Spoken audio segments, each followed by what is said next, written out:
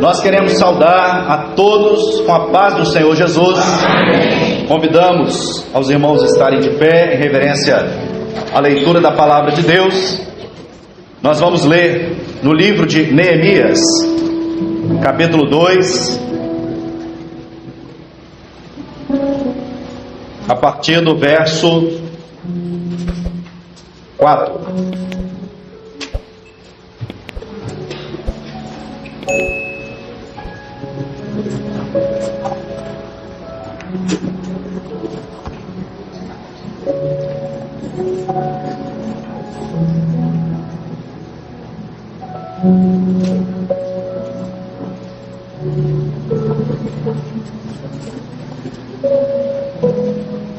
Nós vamos ler até o verso 8.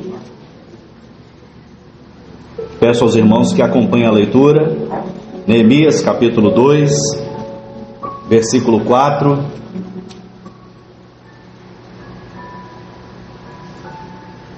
O texto também está projetado aqui, frente.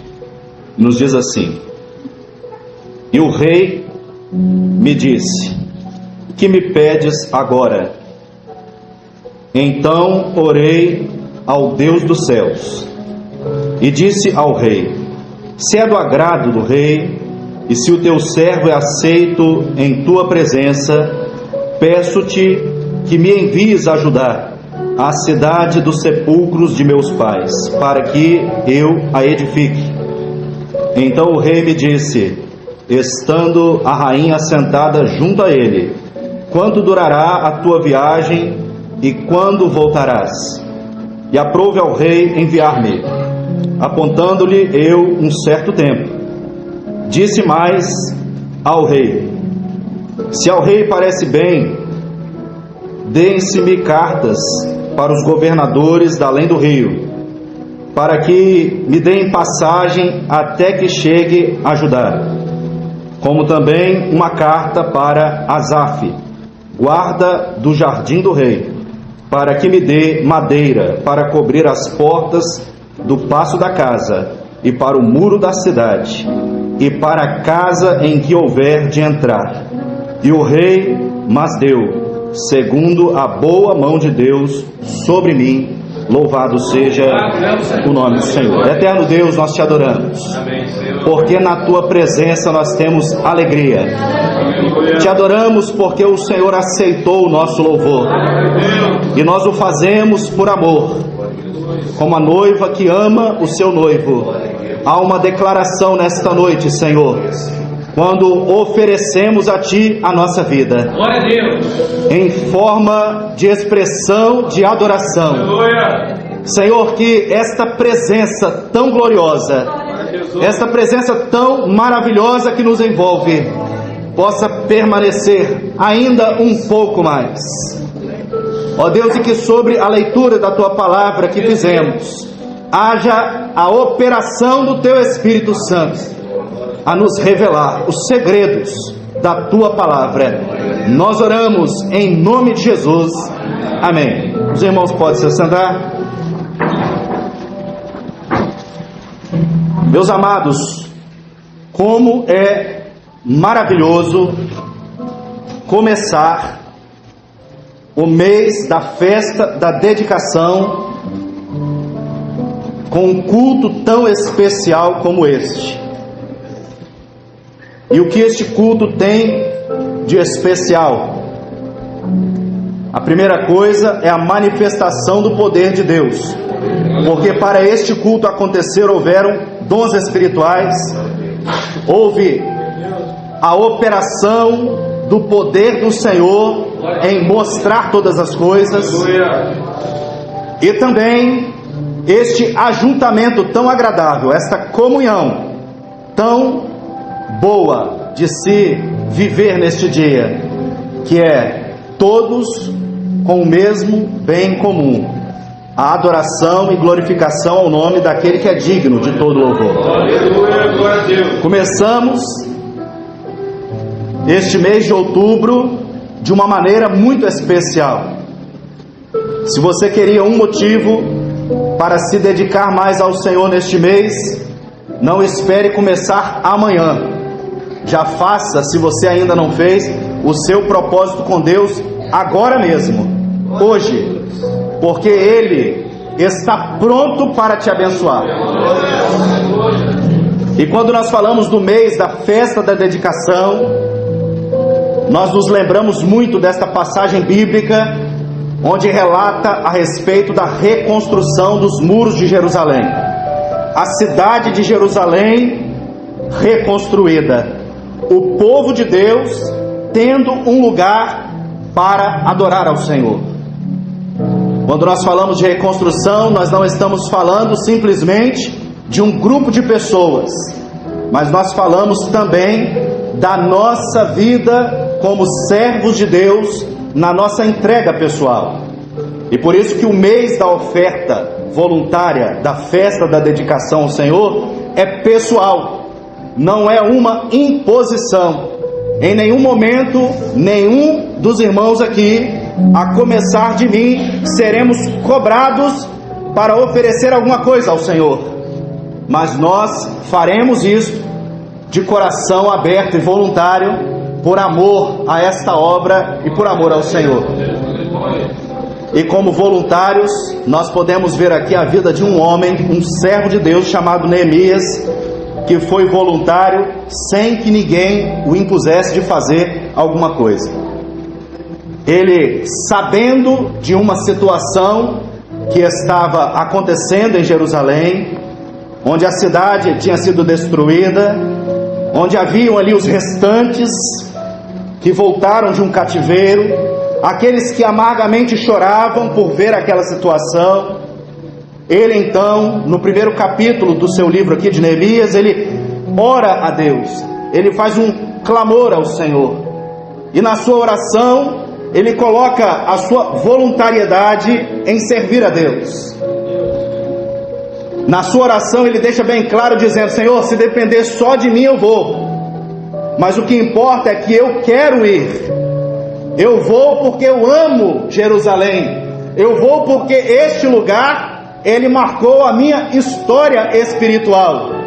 Independente do que aconteceu, independente de uma destruição que os meus olhos contemplam, independente das coisas que muitas vezes acontecem ao meu redor, não importa, Senhor.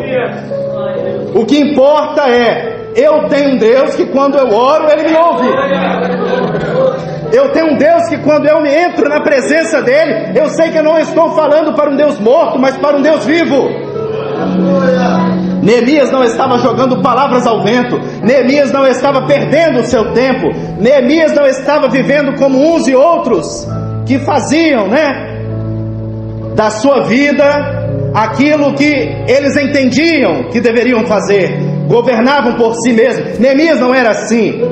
Neemias, ele não quis fazer isto da sua cabeça. É por isso que em determinado momento, quando ele ora a Deus, ele reconhece um governo que estava sobre ele, por isso que ele procura o rei.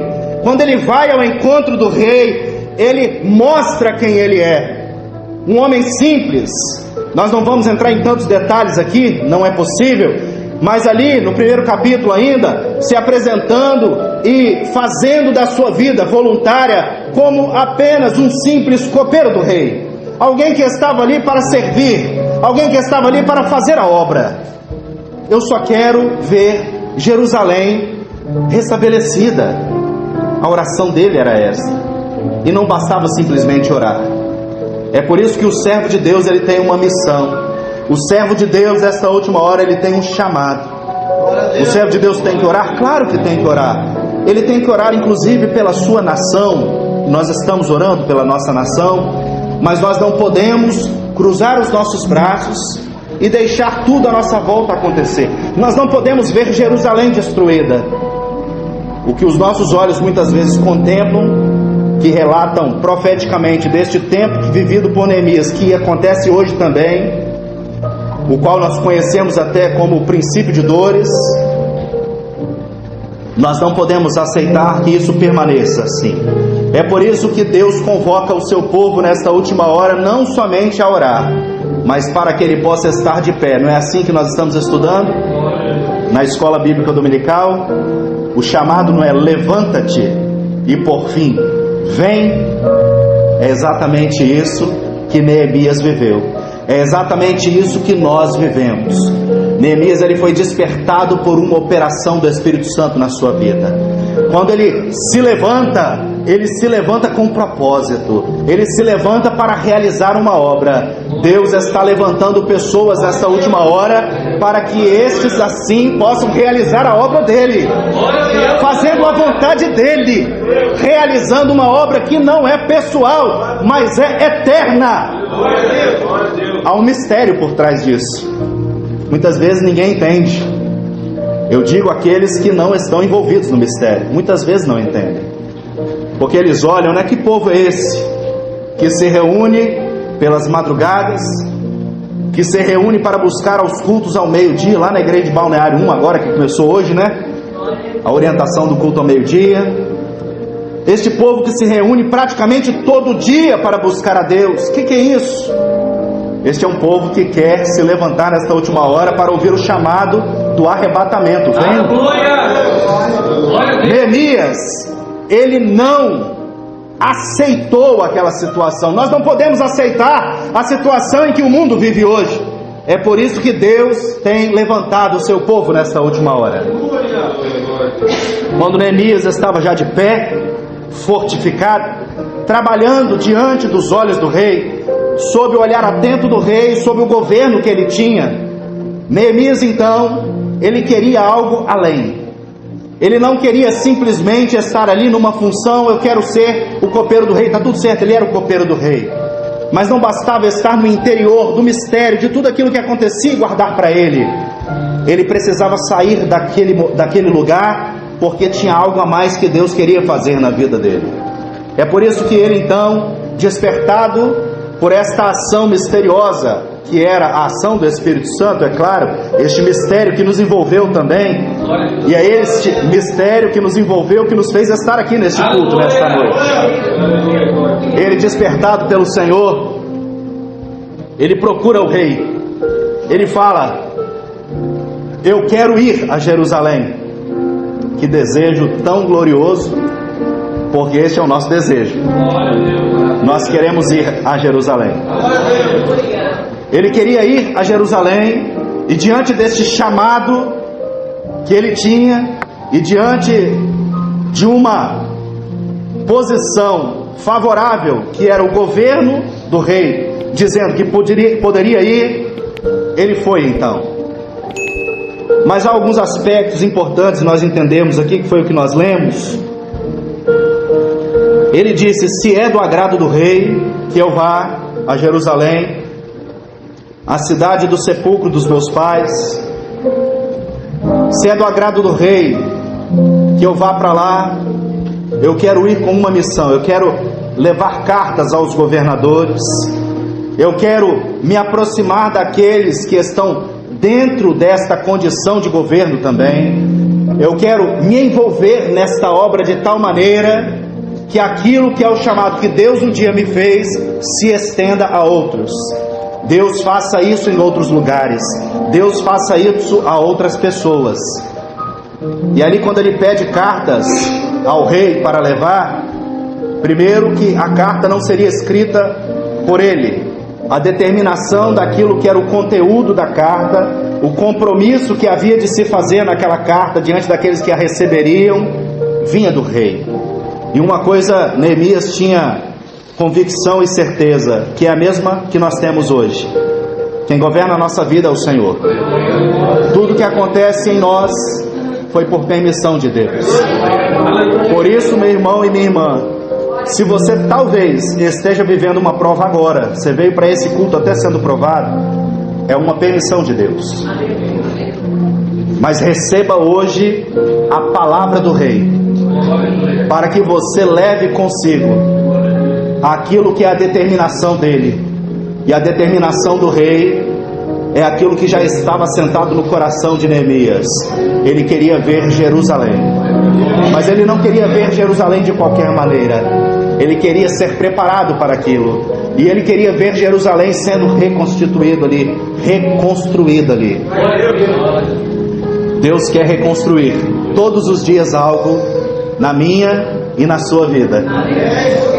Mas Ele não vai reconstruir nada se você não permitir que você leve consigo aquilo que vem da parte do Senhor.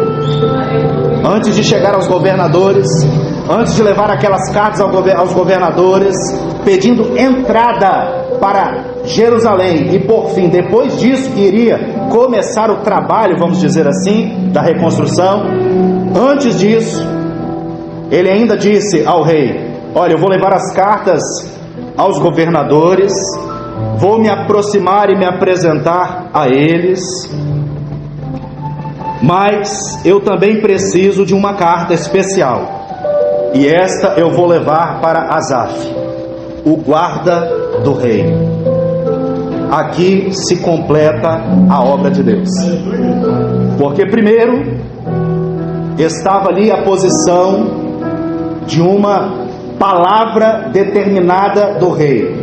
A palavra determinada do rei é a palavra do Pai, é a doutrina, é aquilo que está estabelecido nesta obra e que não se muda.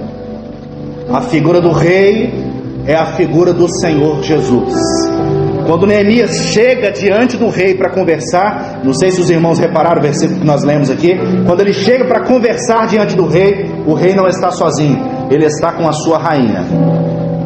Ou seja, na sua intimidade, na sua voluntariedade, quando você chega até o rei para conversar, há uma igreja que está envolvida em tudo. A mulher do rei aqui representa a mulher daquele que é o rei dos reis. A noiva amada do Cordeiro é aquela que está junto do rei o tempo todo. Você vai conversar com o rei, a igreja está envolvida. Quando você chega diante do rei para pedir cartas, para poder realizar a obra, a igreja já está orando por isso. A igreja já está envolvida nisso. A igreja já está olhando para Neemias e vendo o coração voluntarioso dele. A igreja já sabe que Neemias quer aquilo. A igreja já tem a consciência de que Neemias ia realizar a obra. A igreja não se envolve decidindo nada. Não é a igreja que fala assim: peraí, rei, deixa eu falar aqui. Não. A igreja só está junto, porque a igreja é assim, a igreja é submissa, a igreja é governada, a igreja é comunhão com Deus, está junto o tempo todo. Então quando ele chega para conversar com o rei, a rainha está ali, e ele fala: primeiro eu vou aos governadores. Mas espera aí, rei, eu me lembrei de uma coisa, eu não posso chegar até os governadores para começar a trabalhar, para começar a obra, se eu não levar uma carta especial para Asaf. Quem é Asaf? Asaf era o guarda do rei. Asaf, esse nome tem um significado muito importante. Significa ajuntador. Asaf é a figura do Espírito Santo. Não adianta realizar a obra se não tiver o Espírito Santo. Neemias iria lá, não, o rei já selou, a palavra do Pai já está aqui definida, a igreja está envolvida, mas não acontece a obra salvadora de Deus sem a ação do Espírito Santo. Tem que levar a carta a Asaf, tem que passar primeiro pelo guarda do rei, tem que, antes de sair dali para se encontrar com os governadores, para começar o trabalho, tem que ter o aval do Espírito Santo. E nós temos o aval do Espírito Santo nessa obra. Nós não fazemos nada sem que o Espírito Santo de Deus manifeste o seu poder no nosso meio. Nós não fazemos nada sem que o Espírito Santo de Deus esteja de acordo com isso. Aí estava fácil. Por quê? Porque quando Neemias chegou diante do guarda do rei e entregou a carta, de quem era o conteúdo da carta? Do rei. O guarda conhecia? Conhecia. Quando ele viu, ele falou assim: opa, não é Neemias que está inventando nada aqui não. Não é o pastor da igreja local que está fazendo isso não. Não é a coordenação da área de Ponta da Fruta que está fazendo isso não. Quem está fazendo isso aqui é um aval da doutrina, da palavra de Deus, com o aval do rei, e agora o Espírito Santo está selando. E este selo, ele é importante, porque aí você fecha aquilo que é o projeto completo do Pai, do Filho, do Espírito Santo e da igreja. E agora o servo entrando na comunhão dessa igreja, realizando a sua obra. E isso é notável, isso é maravilhoso, porque tudo o que Deus faz, quando se cumpre, não há dúvida de que foi Deus que fez. Anteontem, hoje é segunda, né? Anteontem nós tivemos um culto, realizamos um culto ali na igreja de Balneário 2, e entrou ali uma mulher. Esta mulher estava ali no culto, participando do culto. No final do culto, o Senhor começou a falar com a igreja, e o Senhor disse assim: minha serva, eu te trouxe para esse lugar, e para provar que eu sou Deus na sua vida, eu estou atendendo a sua oração hoje e estou curando a sua vida. Que bênção, né? Glória a Deus. Agora eu vou contar o que aconteceu, para vocês darem mais glória a Deus. Ao final do culto, uma senhorinha que tinha entrado pela primeira vez levantou a mão, chamou e falou assim: primeira coisa, já está definido, eu vou ficar aqui. Eu já sou serva. Ela falou: já sou serva, eu vim do bairro tal, eu vim até para ver se tinha igrejas perto da minha casa, vim aqui participar do culto, mas eu não ia vir. Começou a me dar uma dor durante a tarde, uma dor muito forte, e aquilo me impediu de vir ao culto. Mas eu orei ao Senhor e falei assim: Senhor, essa dor não vai me impedir de ir na igreja, não. Eu vou lá, e se eu chegar lá e o Senhor falar que ali é o meu lugar e que o Senhor me curou, é a resposta que eu preciso. Que Deus é esse? É o Deus que sonda os corações, é o Deus que conhece o homem, é o Espírito Santo que sela a vontade de Deus na vida do homem. Deus um dia manifestou o seu poder na vida de servos e servas, homens e mulheres, para realizar a sua obra. E aquele que é chamado para realizar a obra, ele não tem dúvida do chamado. Ele sabe muito bem: não, para você realizar esta obra aqui, você não vai fazer nada da sua cabeça. Tá tudo certo? Tudo certo. Você não vai governar a si mesmo. Tudo certo? Tudo certo. Tem um Espírito Santo que revela. Tá tudo certo? Tá tudo certo. Tem um Deus que já mostrou como é a obra e ele não muda, ele é imutável. Tá tudo certo. É assim que o servo de Deus age. Ele tem a opção de falar assim: peraí, não era isso que eu queria, não. Eu queria entrar numa igreja que eu pudesse fazer aquilo que estava na minha cabeça. Me desculpe com toda sinceridade dizer a todos que estão aqui nesta noite: você está no lugar errado. Me perdoe se eu estou ofendendo alguém aqui, mas essa é a verdade. Se você está disposto a servir a Deus, você vai ter que fazer aquilo que Ele quer. E Deus quer. Deus quer realizar a obra dele na sua vida. Ele chama homens e mulheres dispostos a realizar a sua obra, dispostos a fazer a sua vontade. E esses que são chamados pelo Senhor, eles são chamados para viver por fé. Mas Jerusalém está destruída. Neemias não enxergava assim. Neemias enxergava Jerusalém reconstituída, reconstruída, de pé, fazendo tudo que era a vontade de Deus. Por fé ele já tinha enxergado ali os muros de pé, a igreja reunida e Deus operando as suas bênçãos no meio do seu povo. É assim que nós enxergamos Jerusalém. É assim que nós vemos a obra de Deus. O servo de Deus, ele enxerga assim. Como que você enxerga a obra de Deus? Eu enxergo a obra de Deus reconstituída na minha vida. Deus reconstruiu a minha vida naquilo que era a vontade dele. Ele fez, ele chamou, então eu vou realizar a obra. Se Deus chamou, realize a obra. Faça a vontade dele. Você já tem a palavra do Pai, você já tem o veredito do Rei, você já tem a confirmação da igreja, você já tem o selo do Espírito Santo. Agora você só precisa de uma coisa: vá a Jerusalém. Não mude o seu foco. É Jerusalém que você quer? Não mude, não recue, não olhe para trás.